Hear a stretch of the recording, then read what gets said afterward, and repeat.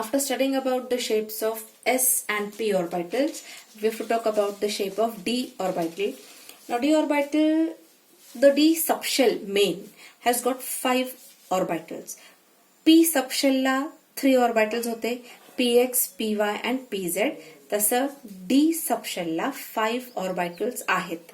मग ते 5 orbitals चा shape कसा आहे and how are they present on the axis x, y and z, that we are going to look at. Now first of all, the shape of d orbital is again dumbbell shaped. d चे सगळे orbital, d subshell चे सगळेच 5 orbital हे dumbbell shaped आहेत and the location is little bit different according to their names. So let's see the locations. The first d orbital is dxy. dxy orbital has got a shape, dumbbell shape, but the orbitals are present in between x and y axis. आता draw करताना काय करणार?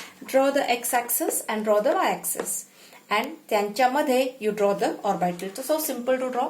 X axis आहे, y axis आहे. त्यांच्यामध्ये in between the two axes there are the dxy orbitals present in between the two axes and name the axis. Now same way, second is dyz. dyz orbital is present as the name indicates. It is the orbital that is present between y and z axis. मग आपण आपला brain use करायचा. आपण काय करणार? जी axis नाहीये, आता इथे x नाहीये, x is not there. Leave that axis. ती ऍक्सिस ड्रॉच करायची नाही. फक्त ड्रॉ कुठली करायची आहे? y and z, because these orbitals are looking in between y and z axis. So between y and z axis, the two orbitals will draw. Here 2 lobes and here 2 lobes of the orbital. This becomes dyz. dzx. dzx मध्ये, as I said, which axis is missing here? y. y नाहीये, तर no need to draw. Draw केला तरी काय problem नाहीये आणि नाही केली तरी आपल्याला मेन x and z आहे. So draw the x axis and z axis and between the two axes draw the lobes. This becomes dxz.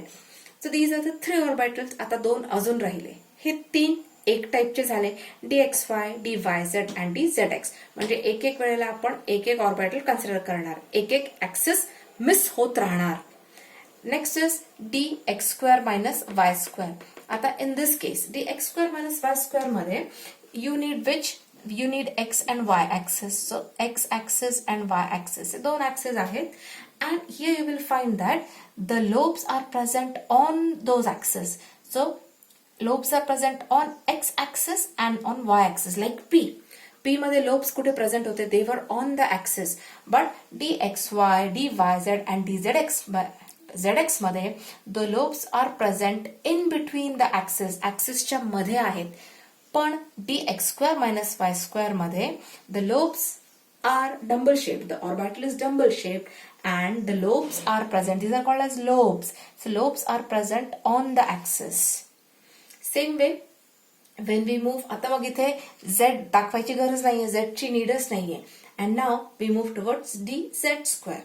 dz square मध्ये आता ही ऍक्सिस मी कशी दाखवली आहे? x, y and z. So the 3 axes are perpendicular to each other. मग तुम्हाला हे notice करायला पाहिजे तुम्ही की आपण when the 3 axes are perpendicular, आपण कुणालाही y and कुणालाही z म्हणू शकतो, because all the 3 axes are at an angle of 90 degree to each other. म्हणून तुम्ही कोणत्याही ऍक्सिसला x, y and z म्हणू शकता. You can change the names and give them as x, y, z. So same trick we have used here, that in spite of calling this as z, कारण मला मग इथे draw करावा लागला असता, we have called x, y and this as z axis. So z axis वरती how is the shape of dz square? dz square मध्ये the lobes are present. आता डम्बल शेप्ड आहे.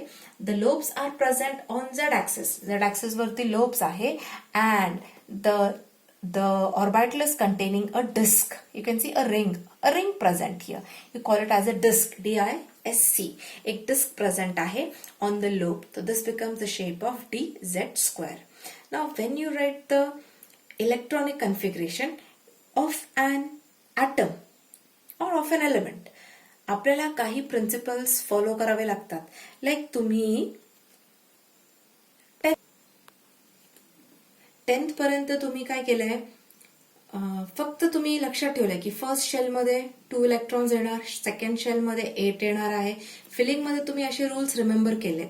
बट नाव आपण electronic configuration लिहिताना आपण आता orbitals मध्ये fill करणार. शेल्सचा कन्व्हर्शन आता सबशेल्स मध्ये झाला आणि सबशेल्स मध्ये कोण आले, ऑर्बिटल्स आले. So you have to follow certain rules when you are writing the electronic configuration.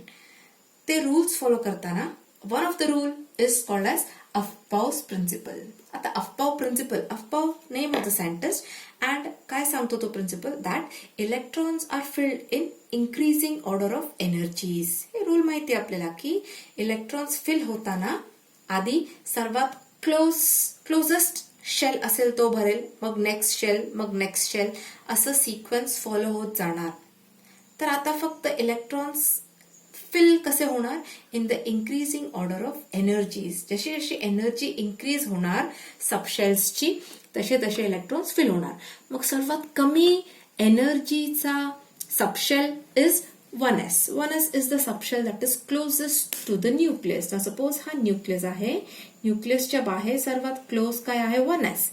Then you have 2s. यांचे शेप कसे आहेत, they are spherical in shape. So 1s झाला, हा 1s, हा झाला 2s. आता 2p.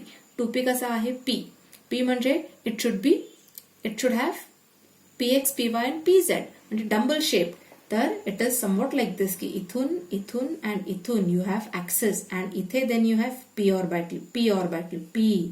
देन हा असा लाईक दिस. जो कॉम्प्लिकेटेड स्ट्रक्चर येतो, यू विल गेट कन्फ्युज्ड की हा कसा, but it is like that. Because छोट्याशा स्पेसमध्ये atom is got a very small size. त्या पर्टिक्युलर स्मॉल साईजमध्ये द इलेक्ट्रॉन्स आर प्रेझेंट. तो 1s नंतर we have got 2s. 2s नंतर we have got 2p coming, because सेकंडला divide कसं केलंय, 2s अँड 2p मध्ये. थर्ड एनर्जी लेवलला, थर्ड शेलला डिवाइड कसं केलंय, 3s, 3p, 3d. 4 ला डिवाइड केलंय 4s, 4p, 4d, 4f. 5 ला डिवाइड केलंय 5s, 5p, 5d, 5f. 6 ला सुद्धा 6s, 6p, 6d and 6f. Because 4 subshells आहेत, s, p and d, f. 4 आहेत. सो सिक्वेन्स आता you may be feeling की 2s, 1s, 2s, 2p, 3s, 3p, 3d, 4s, 4p असं काहीतरी यायला पाहिजे. But it is not like that की 1s नंतर 2s, 2p, 3s, 3p, तुम्ही 3d एक्सपेक्ट करत असाल इथे, बट त्याच्या आधी येणार आहे 4s. आधी 4s फिल होणार आणि मग 3d. What is the meaning here की 4s is the orbital with low energy. This is got energy less than 3d. 3d ची एनर्जी थोडीशी जास्त आहे ऍज कम्पेअर टू 4s. म्हणून इलेक्ट्रॉन आधी 4s मध्ये फिल होतात आणि मग 3d मध्ये. देन 3d नंतर 4p ला जाणार अँड देन 5s ला. So like that the filling of the electrons is taking place. आता how to remember the sequence कसा रिमेंबर करायचा, त्याच्यासाठी एक टॅक्ट आहे that I have shown here. Some of you may be knowing the tact की you write the orbitals 1s. Now suppose 1s. 1s नंतर you write 2s, 2p.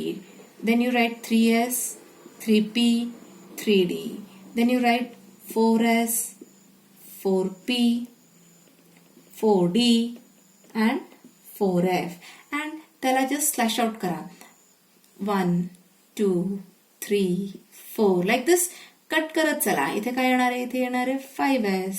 So मी तसंच लिहून just त्यांना कट केलं. आपोआप एकमेकांखाली ते येतात. जस्ट क्रॉस लाईन्स मारा. First cross, second cross, third line, diagonal line, fourth diagonal line, fifth diagonal line, sixth, seventh. You can try it at home in a notebook and you will get it. त्याला फक्त वरती आरो मारून टाकायचं, म्हणजे आपण असं feeling करणार आहे. अशी फिलिंग करा, असं सिक्वेन्स येईल. 1s नंतर काय आहे, फर्स्ट लाईन फिनिश झाली. सेकंड लाईन मध्ये कोण आहे, 2s. थर्ड लाईन मध्ये असे जाणार आपण, ॲरो इथे इंडिकेट होतोय. 1s, 2s. Then you have 2p, 3s. Then 3p, 4s. 3d, 4p, 5s. Then you have 4d, 5p, 6s. Then you have 4f, 5d, 6p. इथं कोण आहे, 7s आहे. तर 6s च्या वरती 7th शेलचा 7s. तर 6p नंतर you will have 7s. I'm sorry, I wrote 5. So you will have 6p नंतर you will have 7s and then 5f, 6d. Like that you will have the sequence of the orbitals and according to this the electrons will be filled. आता for example, S मध्ये किती electrons येणार? S will have 2 electrons. See capacity कशी आहे? S will have 2 electrons. P मध्ये electrons 6 fill होणार. P subshell will take 6 electrons. D subshell will take 10 electrons and F subshell will take 14 electrons. This will be the sequence. These will be the number of electrons which will be coming. S मध्ये 2, not more than 2, less than 2 can be there, 1 असू शकतो.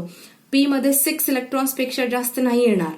D मध्ये 10 and F मध्ये 14 electrons पेक्षा जास्त नाही येणार. So this is the criteria of the electrons की how they will be getting filled. हे ऑर्डर तुम्ही लक्षात ठेवणार. Remember the order. And S मध्ये 2 म्हणजे I can have only 1s2. 1s2 पर्यंत इलेक्ट्रॉनिक कन्फिगरेशन लिहू शकते. 1s2 हे 2 म्हणजे इलेक्ट्रॉन्स इंडिकेट करतायत. So remaining part we'll try to see it in the next part.